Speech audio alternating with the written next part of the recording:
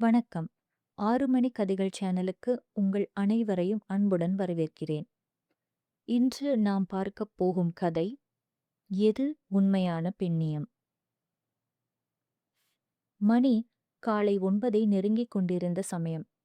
சற்றும் குறையாத பரபரப்புடன் நகரத்தின் செயற்பாடுகள் இயங்கிக் கொண்டிருந்தன. வாகன நெரிசலும் அதனால் ஏற்படும் புகை மண்டலமும் காற்றை ஆக்கிரமித்துக் கொண்டிருந்தன. வாகனங்களின் ஹாரன் சத்தம் இடைவிடாது ஒலித்துக் கொண்டே இருந்தது. ஆங்காங்கே பேருந்துக்காக மக்கள் கூட்டம் கூட்டமாக காத்து கொண்டிருந்தார்கள்.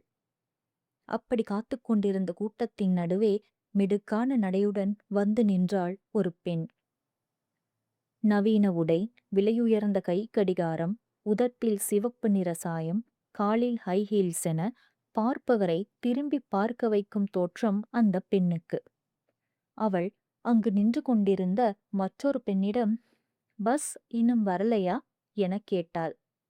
அதற்கு அந்த பெண், "இன்னைக்கு பஸ் கொஞ்சம் லேட், இன்னும் வரல" என்றாள். "ஓ, ஐ சி" என அந்த பெண்ணுக்கு பதிலளித்தபடியே மீண்டும் பேருந்து வரும் பாதையை பார்த்தாள். அந்த கூட்டத்தில் ஒரு முதியவரும் நின்று கொண்டிருந்தார். "இவனுங்க எல்லாம் எப்பவுமே இப்படித்தான், டைமுக்கு வர்றதே இல்ல. என்னத்த சொல்றது, இதே வேலையா போச்சு" என அழுத்திக் கொண்டார். அவர் பேசியதை யாரும் பெரிதாக கண்டுகொள்ளவில்லை. சிறிது நேரம் கழித்து அந்த பேருந்து தரிப்பிடத்தை நோக்கி வேகமாக ஒரு பஸ் வந்தது. ஆனால் அது தரிப்பிடத்தில் நிறுத்தாமலேயே கடந்து சென்றுவிட்டது. காரணம், அப்பேருந்தில் நிற்கக்கூட இடமின்றி நிரம்பி வழிந்து கொண்டிருந்த கூட்டம்தான். இதனால் மேலும் ஏமாற்றம் அடைந்த அக்கூட்டத்தினர் ஒருவருக்கொருவர் ஏதோ சொல்லிக் கொண்டிருக்க, அந்த முதியவரோ ஒரு படி மேலே சென்று, "நாம இங்க பஸ்ஸுக்காக கால் கடுக்க நின்னுகிட்டு இருக்கோம்.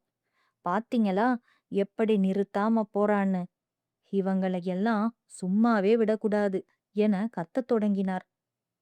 அவர் கத்தியதை பார்த்த ஒரு பள்ளி மாணவன், "தாத்தா, அந்த பஸ்ஸ நிறுத்தி இருந்தாலும் உங்களால அதுல ஏறி இருக்கவே முடியாது. ஏன்னா பஸ்ஸுக்குள்ள அவ்வளவு கூட்டம். உள்ள மட்டும் ஏறி இருந்தீங்க, உங்களுக்கு முக்தியே கிடைச்சிருக்கும்" என சொன்னவுடன் அங்கிருந்த அனைவருக்கும் சிரிப்பே வந்துவிட்டது. அந்த மாணவனை முறைத்தபடியே வாயில் ஏதோ முணுமுணுத்தவாறு மீண்டும் பஸ் வரும் பாதையை பார்த்தார் முதியவர். இப்போது இன்னும் ஒரு பஸ் அவர்கள் நின்று கொண்டிருந்த தரிப்பிடத்தை நோக்கி வந்து கொண்டிருந்தது. அங்கு நின்று கொண்டிருந்த கூட்டத்தினர் இப்போது ஏறத் தயாரானார்கள். பஸ் வந்து நிறுத்தியவுடன் ஒருவருக்கு ஒருவர் முட்டி மோதி ஏற முயற்சித்தார்கள். பாதிப்பேர் ஏறிவிட்டார்கள். மீதி நின்றவர்களில் அந்த மிடுக்கான பெண்ணும் ஒருத்தி. அவளுக்கு முன்னால் பஸ்ஸில் ஏற நின்று கொண்டிருந்த ஒரு இளைஞனை பார்த்து, "hello, excuse me, ladies first, நீங்க அப்புறமா ஏறிக்கோங்க" என்றாள் சற்று அதட்டும் துணியில். அந்த இளைஞனும் பதிலேதும் கூறாமல் அவளுக்கு ஏற இடம் கொடுத்தான். சுற்றி நின்ற அனைவரும் நடந்ததை பார்த்தார்கள். ஆனால் யாரும் எதுவும் கூறவில்லை. ஒரு வழியாக அனைவரும் ஏறிவிடவே பஸ்ஸும் புறப்படத் தொடங்கியது. பேருந்து நடத்துனர் அனைவருக்கும் டிக்கெட் கொடுக்கத் தொடங்கினார். அந்த மிடுக்கான பெண்ணுக்கு அமர ஒரு இருக்கையும் கிடைத்தது.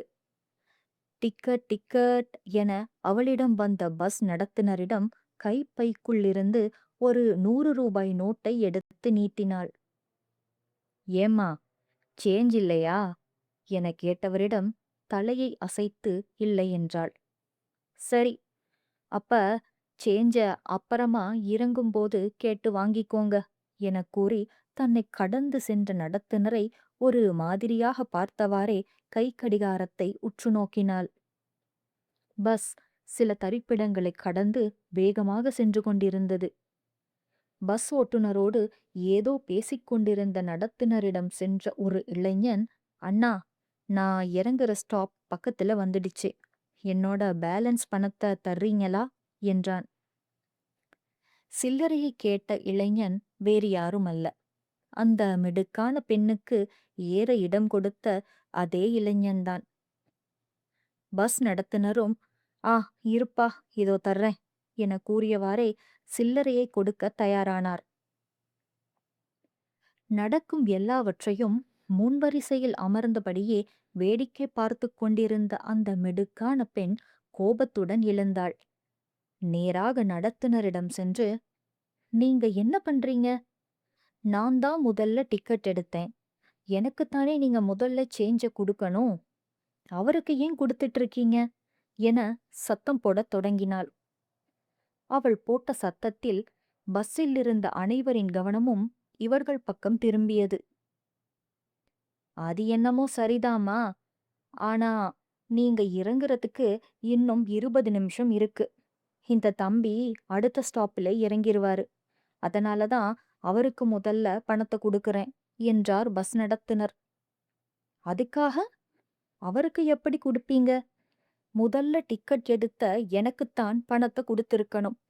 எனக்கு குடுத்துட்டு அப்புறமா அவருக்கு குடுத்துக்கோங்க" என்றாள். "என்னம்மா புரியாம பேசிட்டு இருக்கீங்க? முதல்ல யாரு இறங்குறாங்களோ அவங்களுக்கு பணத்த குடுக்கறது தானே சரி. அதனால தானே குடுத்தேன். நீங்க இறங்குறதுக்கு முன்னாடி உங்களோட மீதி பணத்தையும் குடுத்துடுவேன். சும்மா பிரச்சனை பண்ணாதீங்கம்மா" எனக் கூறிய நடத்துனரிடம், "நீங்க தான் இப்போ பிரச்சனை பண்ணிட்டு இருக்கீங்க.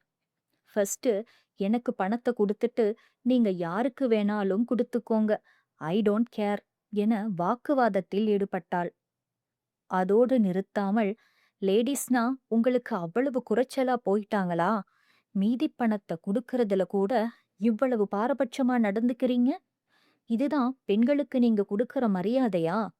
லேடீஸ் ஃபர்ஸ்ட்னு எதுக்காக சொல்றாங்க? எல்லா விஷயத்திலயும் எங்களுக்கு தான் முன்னுரிமை குடுக்கணும். பெண்ணியத்த காப்பாத்தணும். ஆனா, இங்க யாரு அதையெல்லாம் பண்றா? பெண்ணியம்னா என்னான்னு உங்களுக்கு தெரியுமா?" என அடுக்கடுக்காய் அவள் கேட்ட கேள்விகளுக்கு பதில் கூற முடியாமல் சிக்கித் தவித்தார் அந்த பஸ் நடத்துனர். பஸ்ஸில் இருந்தவர்களும் நடப்பதை வேடிக்கை பார்த்தார்களே தவிர யாரும் எதையும் கேட்கவில்லை. சில வினாடிகள் கழித்து, "பெண்ணியத்திற்கு உங்களுக்கு முதல்ல அர்த்தம் தெரியுமா?" கேட்டது ஒரு மென்மையான குரல். அனைவரும் அது யாரென திரும்பிப் பார்க்க, தனது இருக்கையை விட்டு எழுந்து முன்னோக்கி நடந்து வந்தாள் இன்னும் ஒரு பெண். கத்திக் கொண்டிருந்த அந்த பெண்ணை பார்த்து கேட்டாள், "பெண்ணியத்த பத்தி இவ்வளவு நேரம் மூச்சு விடாம பேசுனீங்க. நிறைய கேள்வியெல்லாம் கேட்டீங்க. ஆனா, உண்மையாவே பெண்ணியம்னா என்னன்னு தெரியுமா? பெண்ணியம், அதாவது ஃபெமினிசம் அப்படின்னா, படிக்கிற படிப்புல இருந்து செய்யிற தொழில் வரைக்கும் ஆண்களுக்கும் பெண்களுக்கும் சமமான வாய்ப்புகள குடுக்கிறது. பெண்களுக்கு எதிரான வன்முறைகள், அநீதிகள், ஏற்றத்தாழ்வுகளுக்கு எதிரா போராடுறது.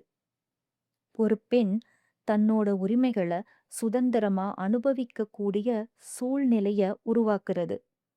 இதுதான் உண்மையான பெண்ணியம்.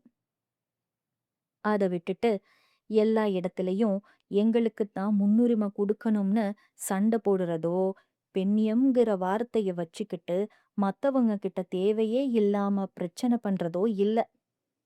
மொத்தத்துல இவ்வளவு நேரம் நீங்க பேசுனது பெண்ணியமே கிடையாது. இது உங்களோட ஒரு வகையான ஆதிக்க மனப்பான்மை. நானும் ஒரு பொண்ணு தான். உங்கள மாதிரி இருக்கிற ஒரு சில பெண்களால தான் உண்மையான ஃபெமினிசம் பேசுறவங்களுக்கும் கூட இங்க கெட்ட பேர் ஏற்படுது. இதுக்கு மேலயும் பெண்ணியம் பேசுறேன்னு எங்க எல்லார் நேரத்தையும் வீணடிக்காதீங்க." பட்டாசு வெடித்தது போல் கூறி முடித்தாள் அந்தப் பெண். பிரச்சனை செய்து கொண்டிருந்த பெண்ணுக்கோ என்ன சொல்வதென்றே தெரியவில்லை. அவளுக்கு தன் முகத்தில் ஓங்கி அறைந்தது போலிருந்தது. எதிர்த்து எதுவுமே கூறாமல் அமைதியாகச் சென்று தன் இருக்கையில் அமர்ந்து கொண்டாள். பஸ்ஸில் இருந்த அனைவரும் அந்தப் பெண்ணை வியப்புடன் பார்த்தார்கள். தனது மீதிப் பணத்தை வாங்கிக் கொள்வதற்காக நின்று கொண்டிருந்த இளைஞனோ தன் பார்வையாலேயே அந்த பெண்ணுக்கு நன்றி தெரிவித்தான். பதிலுக்கு அவளும் ஒரு மென்மையான சிரிப்பை உதிர்த்துவிட்டு மீண்டும் தன் இருக்கையில் போய் அமர்ந்து கொண்டாள். பிரச்சனைக்கு காரணமான அந்த பெண்ணுக்கு மட்டுமல்ல, பஸ்ஸில் இருந்த பலருக்கும் இப்போது புரிந்திருக்கும் எது உண்மையான பெண்ணியம் என்று. கதை முற்றும்.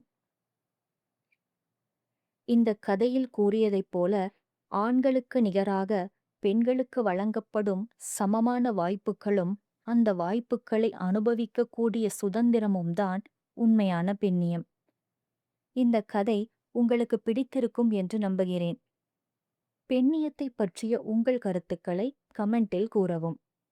இதேபோல இன்னும் ஒரு கதையுடன் மற்றும் ஒரு வீடியோவில் மாலை 6 மணிக்கு உங்களை சந்திக்கிறேன். கதை கேட்ட அத்தனை உள்ளங்களுக்கும் நன்றி.